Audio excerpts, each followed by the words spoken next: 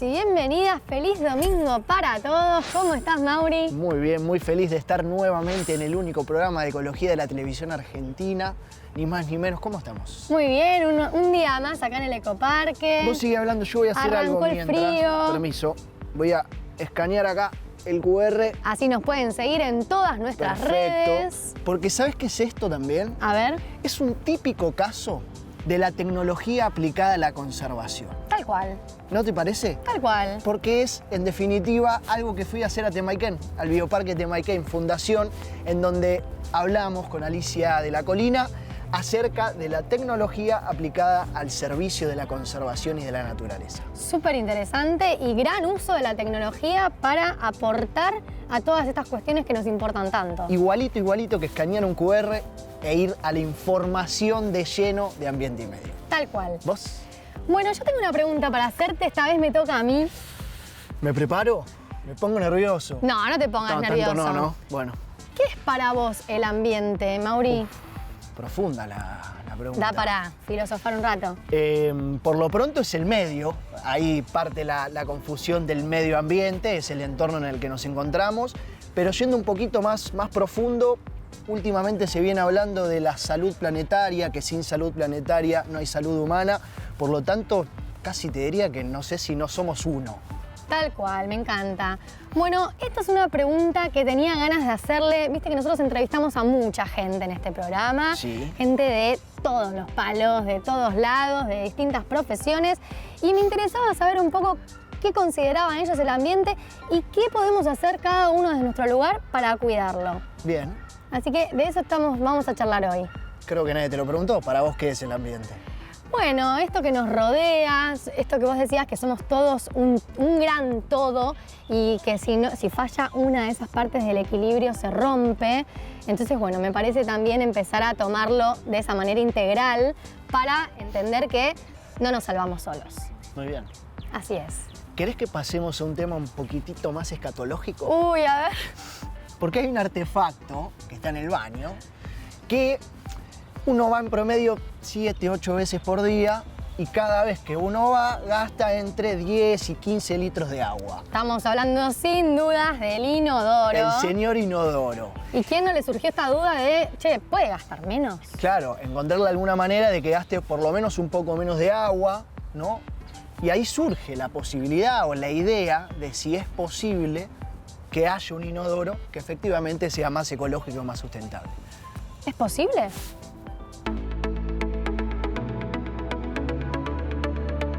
¿Es posible reinventar el inodoro para que sea ecológico?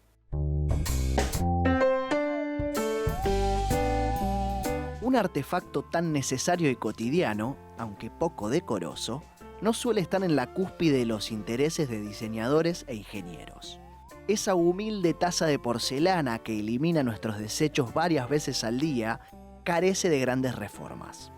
Apenas podemos enumerar la doble descarga o el calentamiento del asiento para los más exquisitos. En la cresta de la ola tecnológica está el e-bath, con función autolimpiante que hace innecesario el uso de papel higiénico. Tiene tantos botones este modelo chic que el periodista y escritor Martín Caparrós supo llamarlo la letrina letrada.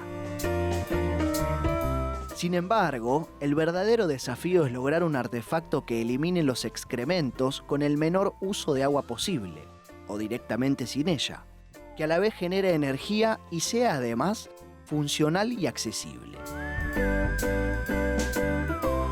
Apretar el botón tiene sus consecuencias. Según la Agencia de Protección del Medio Ambiente, las descargas suponen casi 1/3 del consumo de agua en los hogares, sin contar que 1 de cada 3 personas en el mundo carecen de este artefacto. El saneamiento al aire libre compromete el equilibrio ambiental y expone a los individuos a enfermedades mortales. Datos contundentes para que comencemos a preocuparnos por lo que biológicamente estamos predispuestos a rechazar.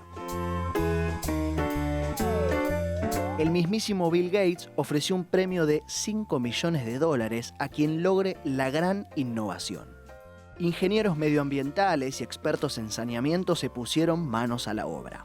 Repensar cómo manejamos los residuos puede ser una oportunidad de convertir deposiciones en calor electricidad y fertilizantes renovables.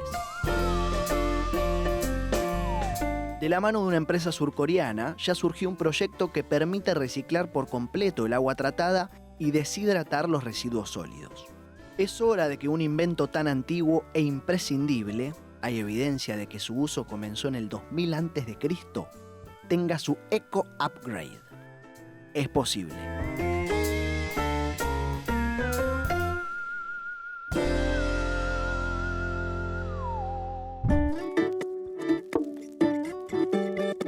Ambiente y Medio es un programa que busca dar a conocer y visibilizar a través de la pantalla que nos ofrece la televisión todas aquellas iniciativas, proyectos, políticas, emprendimientos, empresas y personas que de alguna manera tienen un impacto positivo sobre el ambiente.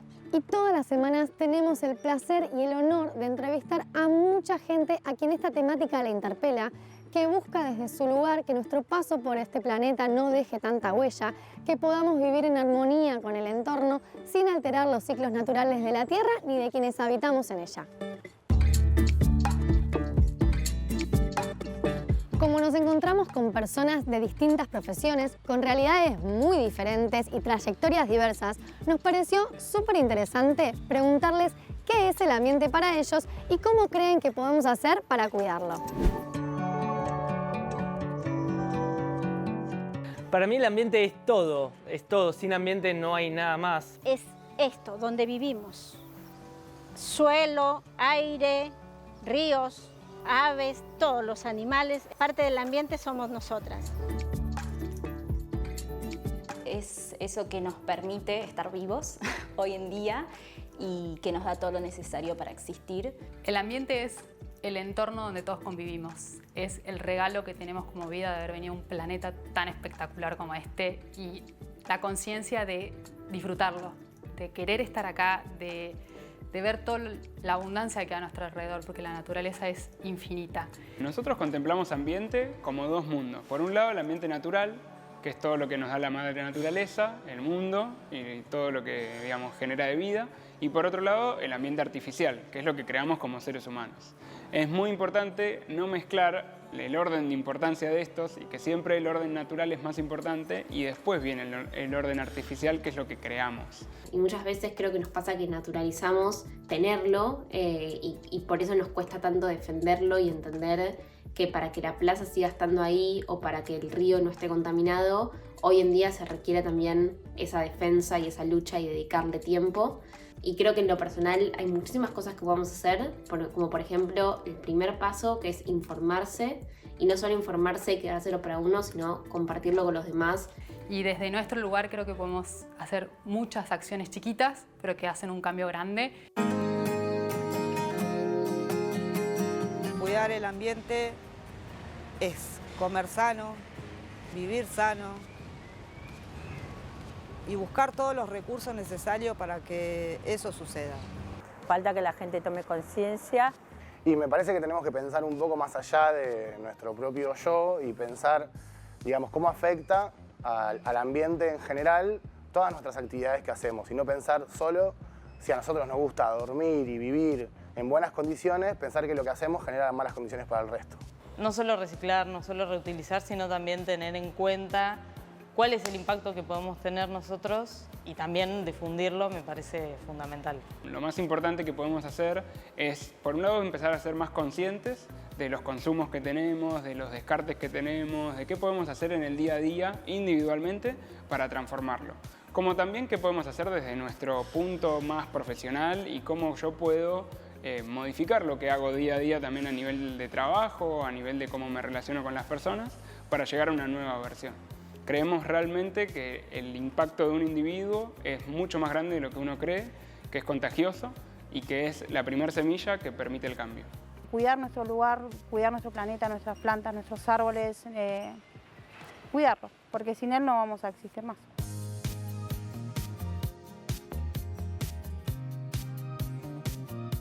Más allá de los distintos enfoques y perspectivas, hay un hilo común en todas las voces que acabamos de escuchar. La convicción de que todos tenemos un papel clave en la protección y preservación de nuestro ambiente. Ya sea a través de pequeñas acciones en nuestra vida cotidiana o de iniciativas de mayor escala, cada uno de nosotros puede contribuir a cuidar nuestra casa común. Estas conversaciones nos recuerdan que el cuidado del ambiente es una responsabilidad compartida y una oportunidad para trabajar juntos en la construcción de un futuro más sostenible y equitativo para las generaciones presentes y las futuras. Quédate que todavía hay más Ambiente y Medio.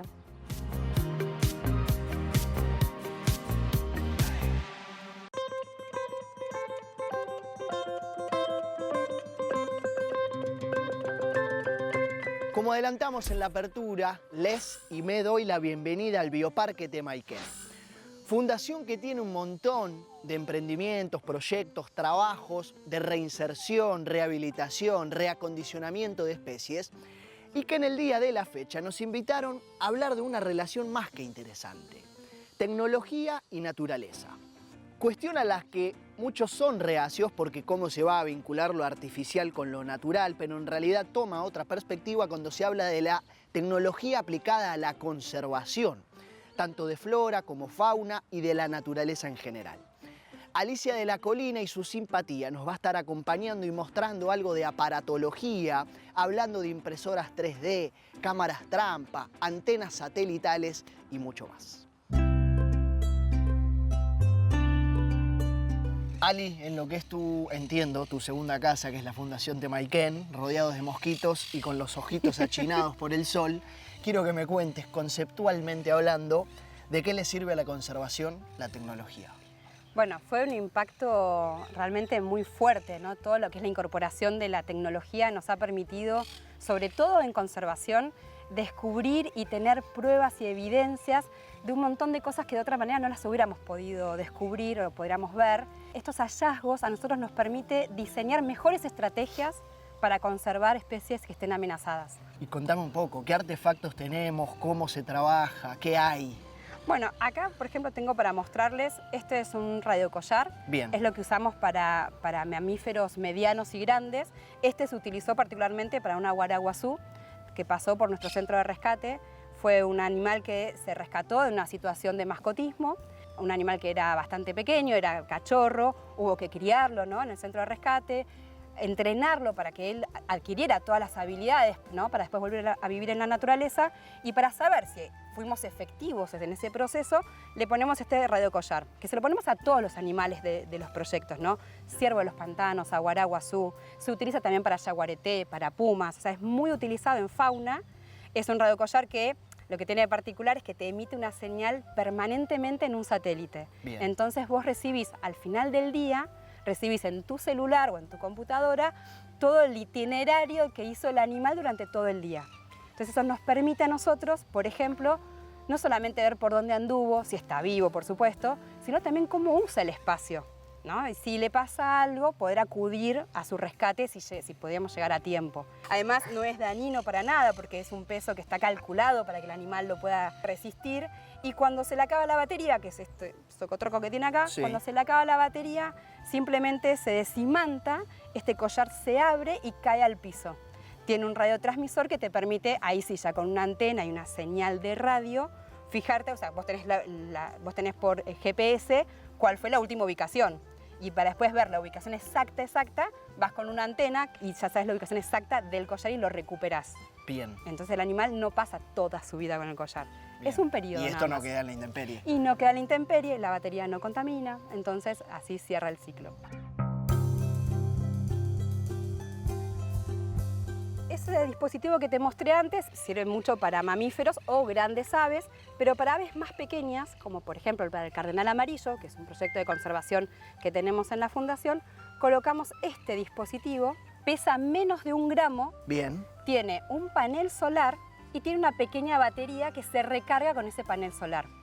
Se lo ponemos en el lomo al ave y la idea de que tenga un panel solar es que lo podamos seguir durante toda su vida, ¿sí? Entonces, se descarga automáticamente. Si se descarga, se carga con el panel solar. Entonces nos va a permitir un tiempo más largo de monitoreo. Que antes es, o sea, el año pasado o el anterior, ¿no? Hasta hace poco, no existía esta tecnología con panel solar, era solamente con batería y en este tamaño una batería te dura 3 meses como mucho.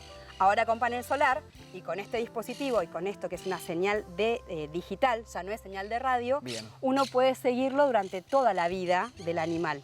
Entonces, lo que estamos buscando con esto es, por ejemplo, saber si podríamos criar bajo cuidado humano, profesional, animales como, por ejemplo, en peligro de extinción, como el cardenal amarillo, si podríamos prepararlos para la naturaleza.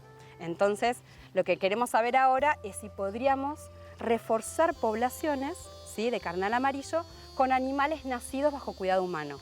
La única forma de saber eso es seguirlos con esto durante un tiempo prolongado, para saber si realmente se las podrían arreglar, ¿no?, un nacido bajo cuidado humano.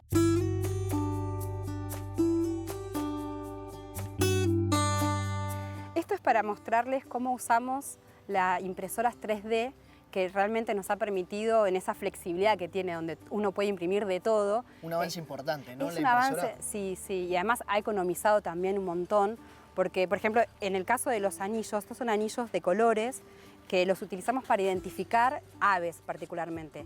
En el proyecto Cardenal Amarillo lo que hacemos es ponerle una combinación única de anillos a las patas. Entonces uno con unos binoculares simplemente puede ver esa combinación y saber de qué animal se trata. El año pasado fue el boom de las IA, las inteligencias artificiales, que mucho se decía que iban a acabar con la humanidad entera, pero mientras tanto no lo haga, a mi entender por lo menos, deben ser aplicadas a la conservación de la naturaleza. Como por ejemplo sucedió en un programa que mostramos en la temporada pasada, en un caso aplicado en los océanos. En este caso no hay inteligencia artificial, aunque si queremos ponernos filosóficos, qué es y qué no es, pero a lo que voy es que todo aquello que sirva, más allá de que sea artificial, aplicado en lo natural, para la conservación de la flora y de la fauna, y sobre todo del planeta, debe ser aprovechado. Ali, otro de los aparatejos, pero más conocidos, es cámara trampa. Cámara trampa, no sabes lo que nos cambió la vida el uso de la cámara trampa. Creo que nos facilitó justamente poder hacer monitoreos en vida silvestre, o sea, meternos en la vida de los animales sin que ellos se den cuenta, ¿no? Eso es lo que nos permitió. Es hacer una cámara oculta a los animales y eso nos ha permitido ver cosas maravillosas, ¿no? Hay un montón de imágenes de lo que habitualmente hacen, ¿no?, los animales cuando no lo estamos viendo en su hábitat natural, pero también nos ha permitido ser mejores a la hora de diseñar estrategias de conservación. Las cámaras trampas en general todas tienen un sensor de movimiento, tienen infrarrojo para que también puedas filmar de noche y lo que tienen es una autonomía que va a depender un poco de la marca de la cámara trampa. Pero en general puede tener, o sea, puede durar, si hace fotografía y filmación de repente, puede estar un mes filmándote y registrando los movimientos del lugar donde la pusiste tranquilamente. Y eso queda registrado ahí en la cámara y después hay que... Queda en una memoria y después está ese momento maravilloso para nosotros donde ponemos la memoria en la computadora y estás ahí expectante para ver qué es lo que aparece.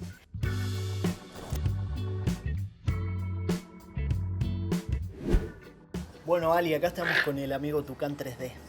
Exactamente. Bueno, acá tenemos otro ejemplo de cómo utilizamos una impresora 3D, pero en este caso para resolver un tema médico.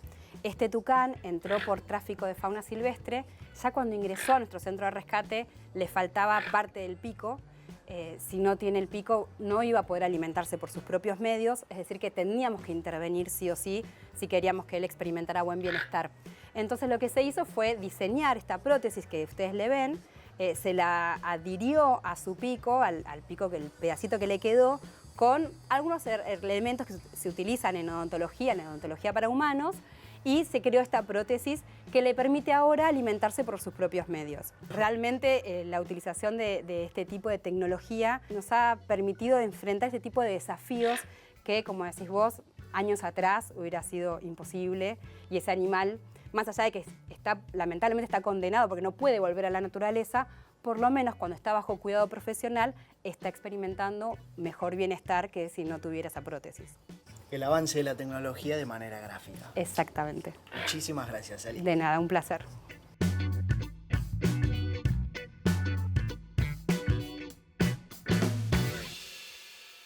Separar nuestros residuos en casa es el primer paso para dar marcha al circuito del reciclaje. Pero ¿cómo se lleva a cabo el proceso de reciclaje? Bienvenidos a la industria del reciclado. Un curso para aprender cómo se producen y cómo se reciclan los materiales más utilizados en casa. ¿Sabías que el vidrio es infinitamente reciclable? ¿O que el 75% del aluminio que se consume proviene del reciclado? ¿Que podés evitar que una botella de plástico tarde 400 años en degradarse? ¿O que una tonelada de papel reciclado salva a 17 árboles? En un mundo en donde solo el 14% de los residuos se reciclan, conocer la magia de su proceso es fundamental y para eso está este curso. Prepárate para dejar tu huella positiva en el planeta.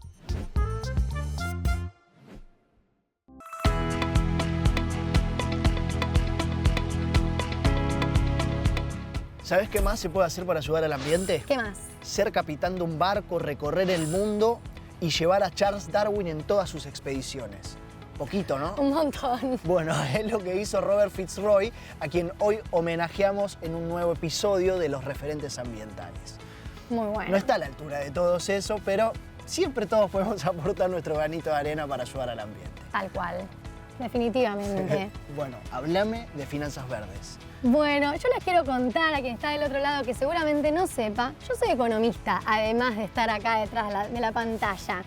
Y a mí los temas de cómo relacionamos la sustentabilidad con la economía me parece esencial para poder avanzar y estar también a la altura de cómo se maneja hoy la sociedad actual.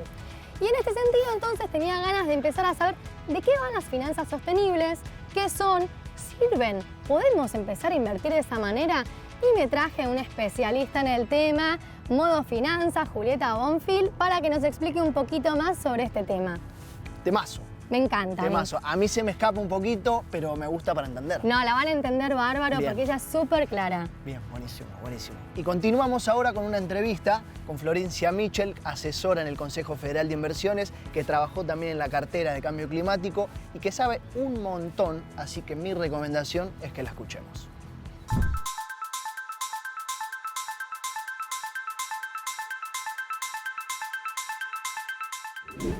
Es especialista en política y acción climática y por eso, y entre otras cosas, le damos una cálida bienvenida a Florencia Michel. Flor, bienvenida. Bueno, muchísimas gracias. Un placer estar compartiendo con ustedes acá en este precioso lugar. Lindo. Sí, hermoso. Arranco de una porque el cambio climático no estaría dando mucho respiro. Y si bien a veces intenta disociar, la pregunta que te hago es si el debate climático debe estar enmarcado necesariamente dentro del debate económico. Creo que el debate climático se tiene que estar dando en todos lados.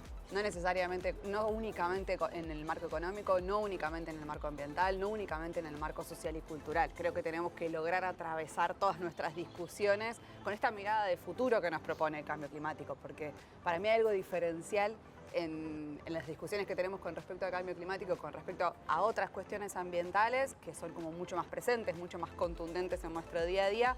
El cambio climático, más allá que, como decías, nos está dando evidencias bastante contundentes, lo tenemos que pensar también como un proceso y un desarrollo que se va dando a futuro, ¿no? Entonces, creo que el gran desafío que tenemos los que nos dedicamos a cambio climático en este momento es lograr atravesar todas las discusiones de todos los ámbitos y sumar en realidad a esos ámbitos a la discusión sobre cambio climático.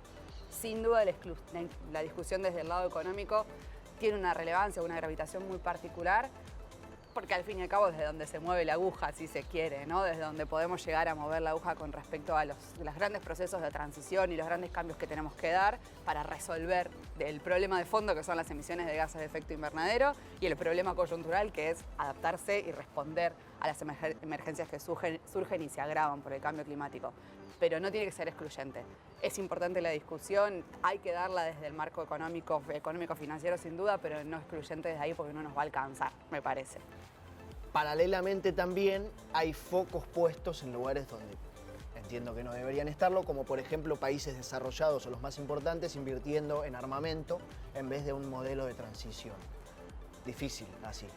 Difícil y quizás hasta un poco hipócrita cuando escuchamos en muchas discusiones internacionales que no va a alcanzar la plata para resolver el problema de cambio climático y vemos las grandes inversiones que se están haciendo en armamento, en la carrera armamentística a nivel global, con una situación global geopolítica bastante compleja en este momento que no solo hace que los flujos financieros vayan a parar a este tipo de inversiones, sino también la atención.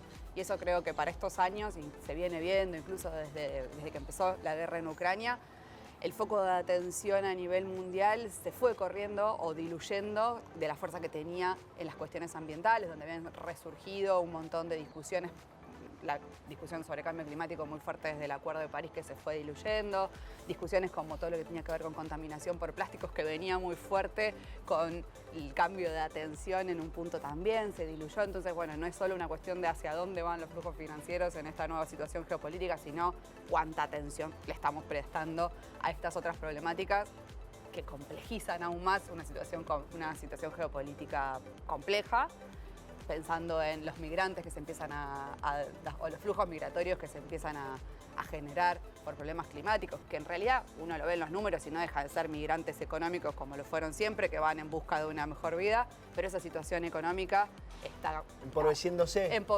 haciéndose mucho más difícil para ciertas comunidades, culpa del cambio climático, ¿no? Creo que tenemos que empezar a ver lo que decía antes, el cambio climático como algo que atraviesa y complejiza situaciones preexistentes, más que como únicamente un problema en sí mismo. ¿Notás, Flor, un avance en lo que se conoce, y de paso, si podemos explicarlo, responsabilidad común o histórica pero diferenciada? No, todo lo contrario. Todo lo contrario. Todo lo contrario.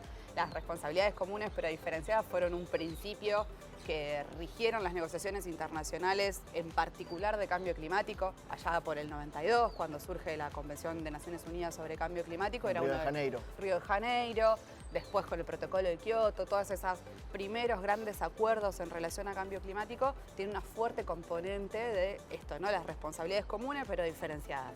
Todos aportamos al problema, pero sin duda hay ciertos...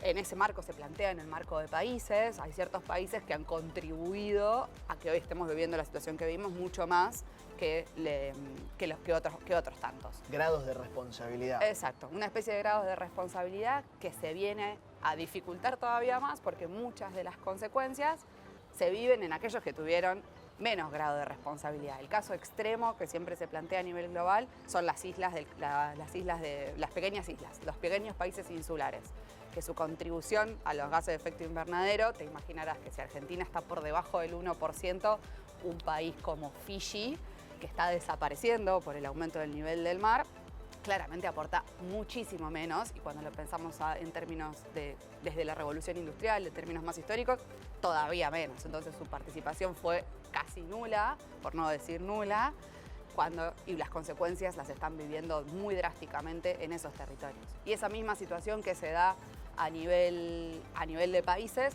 la podemos replicar a nivel de sectores, a nivel de grupos sociales que han tenido mucho más acceso a consumo y por ende a una mayor cantidad de emisiones de gases de efecto invernadero generados que otros tantos que son generalmente las poblaciones más vulnerables, que son las que más sufren el cambio climático al momento que tenemos un evento extremo de estos que se repiten cada vez más y con más fuerza, como lluvias torrenciales, vientos, inundaciones, o sus economías dependen mucho más de actividades que donde el clima tiene un alto impacto, donde la sequía, un periodo de sequía prolongado como los que tuvimos hasta el año pasado, tiene un efecto o tienen menos espalda para dar respuesta a esas situaciones.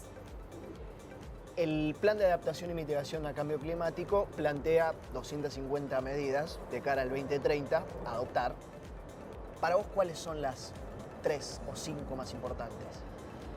No sé si te lo podría plantear a términos de medidas específicas de ese plan. Sí creo que hay ciertas líneas de acción que son particularmente importantes teniendo en cuenta el perfil de emisiones, podríamos decir, de Argentina, ¿no? Para mí sí, la línea más importante tiene que ser la adaptación al cambio climático. Un país como Argentina que si desapareciera mañana no movería la aguja a términos de emisiones de gases de efecto invernadero. No se puede plantear como su gran objetivo reducir las emisiones. Hay que hacer algo, sí hay que hacer algo. Y yo creo fundamentalmente que tenemos que hacer algo porque es una oportunidad para mejorar nuestra competitividad como país a nivel global, porque tenemos la gran capacidad como país de producir con menos emisiones de gases de efecto invernadero, productos que el mundo está requiriendo y necesitando. Por ejemplo, comida. Tenemos un sector agrícola ganadero que sí es responsable de casi la mitad de las emisiones de gases de efecto invernadero, pero que si hiciéramos bien esa ganadería, esa agricultura, si pudiéramos implementar masivamente medidas que ya existen, que los productores incluso ya conocen, pero solo lograr escala en esas medidas, podríamos estar produciendo alimento para el mundo de forma mucho más sostenible. Y ahí empieza la discusión sobre la deforestación, por ejemplo, y cómo estas actividades impulsan o no, o pueden o no, o podemos evitar que impulsen la deforestación. Pero incluso en esa situación, la gran medida de Argentina tiene que ser la adaptación al cambio climático, y eso requiere fundamentalmente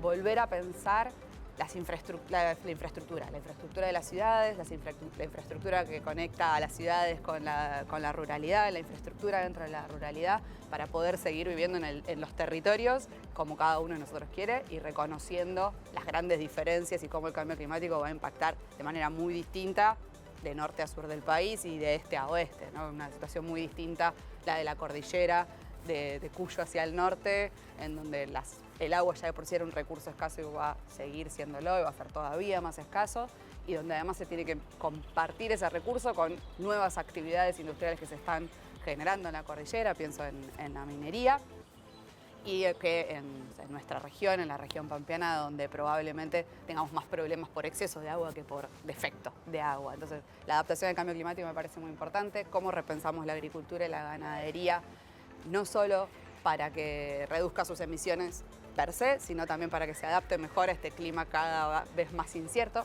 que tenemos y que vamos a seguir teniendo, según indican los estudios, y cómo la transición energética en lo que es generación para nuestras casas, generación de electricidad o calor para nuestras casas, pero también a la hora de la movilidad. Creo que Argentina tiene entre sus emisiones de gases de efecto invernadero el transporte de las personas y de las cosas que transportamos es súper importante, se lleva casi el 15% de las emisiones, comparado con lo que son el resto de los países es mucho la participación que tiene el transporte. Entonces, ¿cómo podemos pensar el transporte de las mercancías más que nada, que es lo que más emisiones genera? Necesita ahí de una revisión, fundamentalmente porque las soluciones no están tan claras. En otros casos, en el caso de generación de energía para los hogares o para las industrias, hay más cosas en juego, tenemos energías renovables que se pueden generar, empieza a haber mejores herramientas para almacenar energía, eficiencia energética que podemos hacer en nuestros hogares y en nuestros centros y plantas industriales, pero en el transporte la cosa todavía está un poco más gris, por decirlo de alguna manera. Soluciones existen, la implementabilidad de esas soluciones todavía está un poco más lejos. Fuiste sincera con la realidad, pero abriste un par de ventanitas optimistas, así que yo me voy a quedar con eso. Yo me voy a morir de optimista si me voy a morir de algo. Bien, espectacular entonces. Vamos por ese optimismo. Muchas gracias, Flor, por acercarte. Un placer. Y nosotros, como siempre, seguimos con más Ambiente y Medio.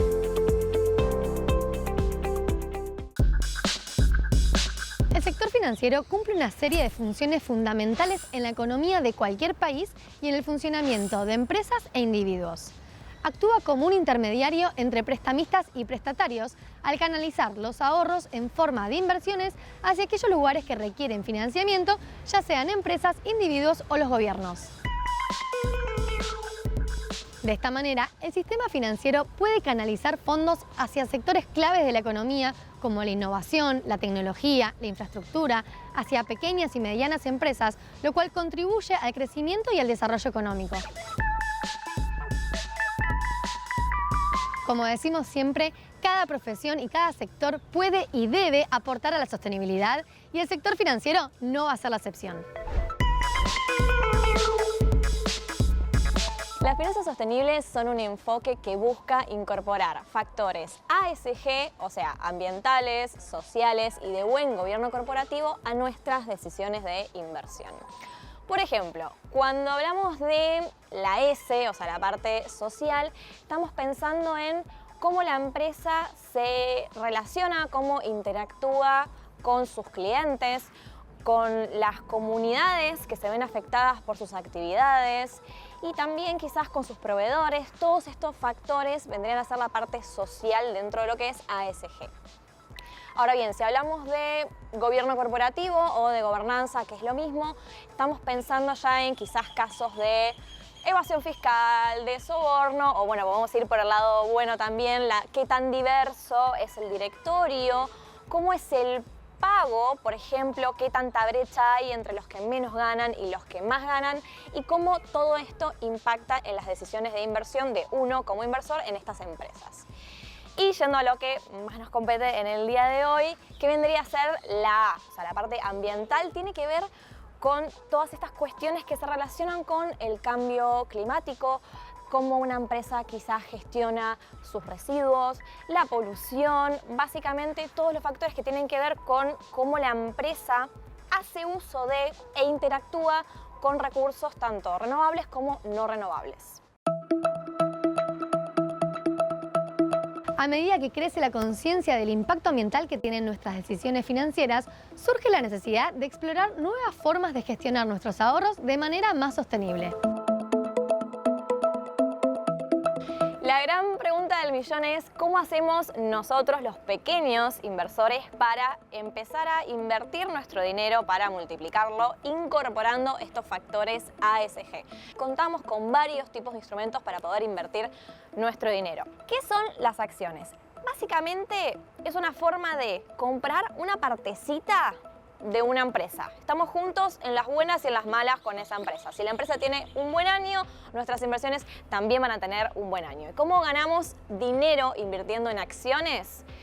Comprando una acción a un precio y vendiéndola en el futuro a un precio más alto del que la compramos. Es lisa y llanamente eso. Ahora bien, hay acciones que son de empresas con un buen índice de sustentabilidad. Este es un índice desarrollado por BIMA, que básicamente es Bolsas y Mercados Argentinos, con el know-how, con el apoyo técnico del Banco Interamericano de Desarrollo. Es un índice compuesto por empresas que se destacan por sus buenas prácticas sostenibles. Ojo, a no confundirse, que uno puede llegar a pensar que son empresas que necesariamente se dedican a tener un impacto social o un impacto en el ambiente. No, no necesariamente. De hecho, en este índice podemos encontrar hasta nombres de empresas que nos pueden resultar polémicas, pero la verdad es que lo que buscamos es destacar esas empresas que, comparada con otras de las mismas, de su misma industria, cuentan con buenos índices de sustentabilidad, o sea, con buenas prácticas sostenibles. Se mide tanto el impacto en el ambiente, también métricas de lo social y, por supuesto, de gobernanza o buen gobierno corporativo, como lo charlamos hace un ratito.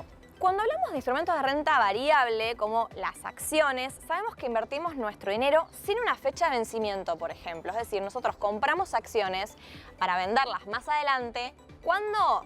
No sabemos. ¿A qué precio? Tampoco. Tenemos otro tipo de instrumentos que son los de renta fija. Por ejemplo, el instrumento de renta fija por excelencia son los bonos. ¿Cómo funcionan los bonos? Cuando una empresa o mismo una entidad pública, puede ser, supongamos el Estado, necesita dinero para financiar un proyecto, supongamos una empresa necesita construir una nueva planta o el Estado necesita construir un puente, en vez de pedir plata a un banco, puede emitir un bono en el mercado de capitales. O sea, que la plata se la prestamos nosotros, los inversores, a cambio, por supuesto, de una rentabilidad. O sea, acá sí estamos hablando de un instrumento que tiene una fecha de vencimiento, suponemos en 3 años, ¿no? En 3 años, suponete, y que paga intereses cada 6 meses, que tiene una tasa de interés conocida. O sea, este es bien un instrumento de renta fija muy distinto al que charlamos hace un ratito, como las acciones que son de renta variable. Hay bonos que son conocidos como bonos sociales, bonos verdes o bonos sostenibles. ¿Cuál es la particularidad de este tipo de bonos? Que el dinero que la empresa consigue, ese dinero que le prestamos, necesariamente va a un tipo de proyecto, va a estar destinado a un tipo de proyecto o actividad que va a tener impacto positivo en la sociedad, en ese caso sería un bono social, o impacto positivo en el medio ambiente, en este caso sería un bono verde, y si llega a tener, que son las perlitas más buscadas, si llega a tener un triple impacto económico y también social y medioambiental, se conoce como un bono sostenible. Entonces hay otro tipo de bonos que son los bonos vinculados a la sostenibilidad. A diferencia del caso anterior, los fondos no son utilizados necesariamente para un proyecto o una actividad que tenga impacto positivo en el medio ambiente, supongamos, sino que el destino de los fondos puede ser genérico. Pero la empresa se compromete a mejorar determinada métrica relacionada con la sustentabilidad, supongamos reducir un 30% su huella de carbono, de acá a un periodo de tiempo determinado. Y si la empresa no lo cumple, tiene como penalidad pagarle una tasa de interés adicional al inversor.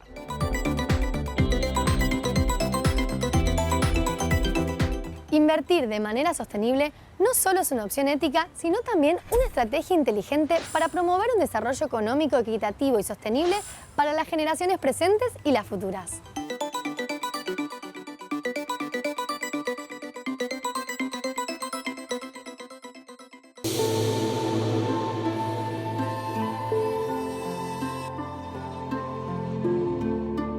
Algunos son conocidos como Yolanda Ortiz, otros los van a sorprender como Manuel Belgrano y también los hay actuales como el Papa Francisco.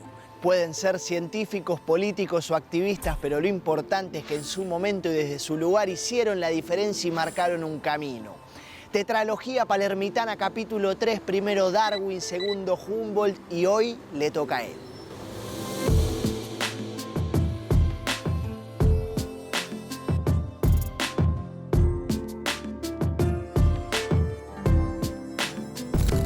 El 5 de junio del año 1805, en Suffolk, Inglaterra, nacía el precursor de la meteorología y algo más que el chofer de Darwin, el teniente capitán Robert Fitzroy.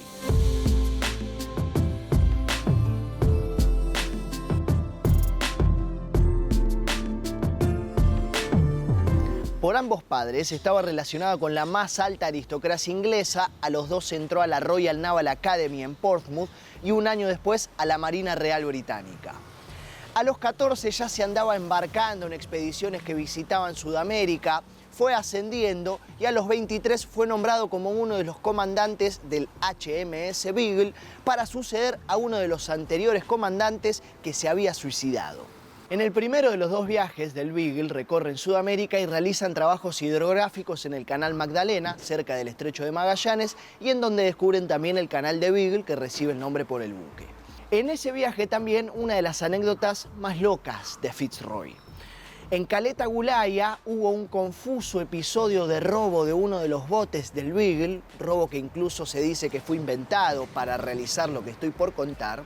Y en represalia, el capitán Fitzroy secuestró a 4 de la tribu y se los llevó a Inglaterra para enseñarles el inglés, cuestiones propias de la civilización occidental, asignándoles nombres ingleses y edades y tratando de convertirlos al cristianismo para que de alguna manera abandonen lo pagano.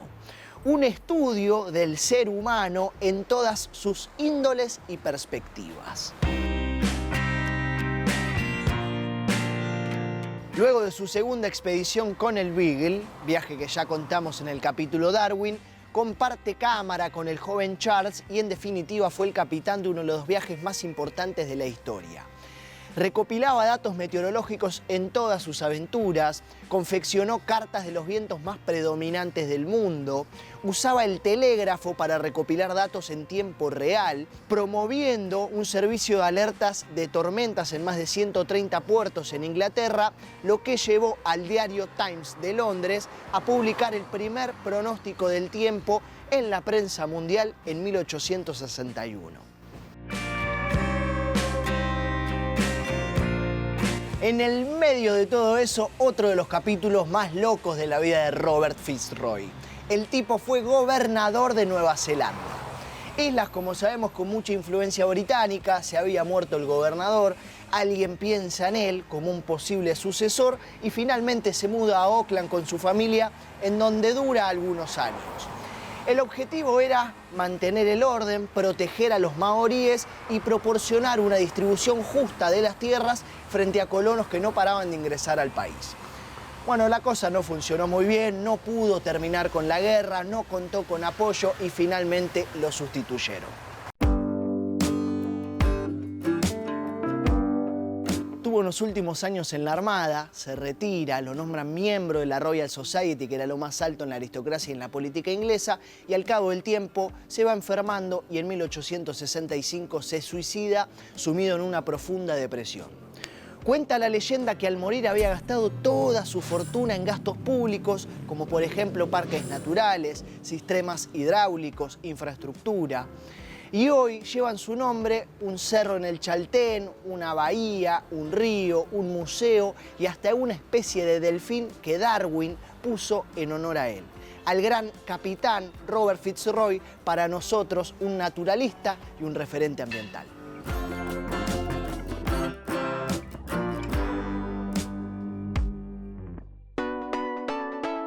La inteligencia artificial revolucionó el planeta y ya se está aplicando al cuidado ambiental. Acá te contamos cómo. Sensores acústicos instalados en los árboles envían sonidos a un sistema inteligente. Los robots escuchan, aprenden a reconocer ruidos de camiones y motosierras y envían alertas a las autoridades locales. Esto ya se usa en 35 países para combatir la tala ilegal.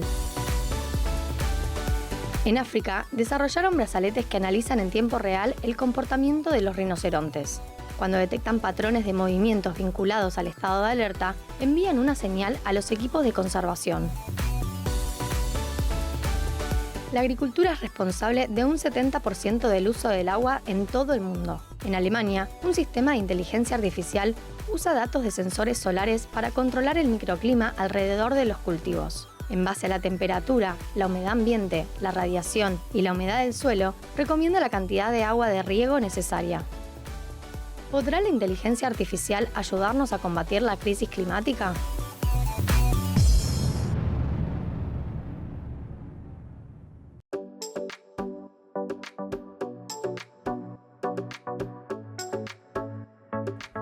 Humedales, mar sin petróleo, fracking, economía circular, Thais Gadea Lara, Nicky Becker, Soledad Barruti y Narda Lépez hablando de alimentación.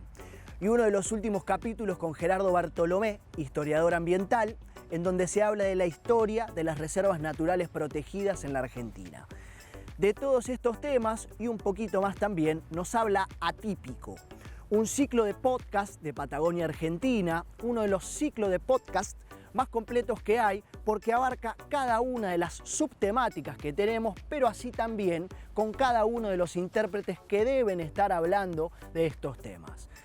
Atípico para escuchar mientras estás cocinando, mientras estás lavando los platos, limpiando. ¿Cómo se agranda esa lista de podcasts ambientales, no? Y aparte hoy tiramos un must, un obligatorio para todos y todas. Exactamente, Atípico. Bueno, y así se termina un programa más de Ambiente y Medio. Acuérdense de seguirnos en nuestras redes, @Fundación Ambiente y Medio. Y acuérdense que somos Fundación Ambiente y Medio, hacemos y creamos periodismo y contenido ambiental. Nos vemos la próxima. Chao.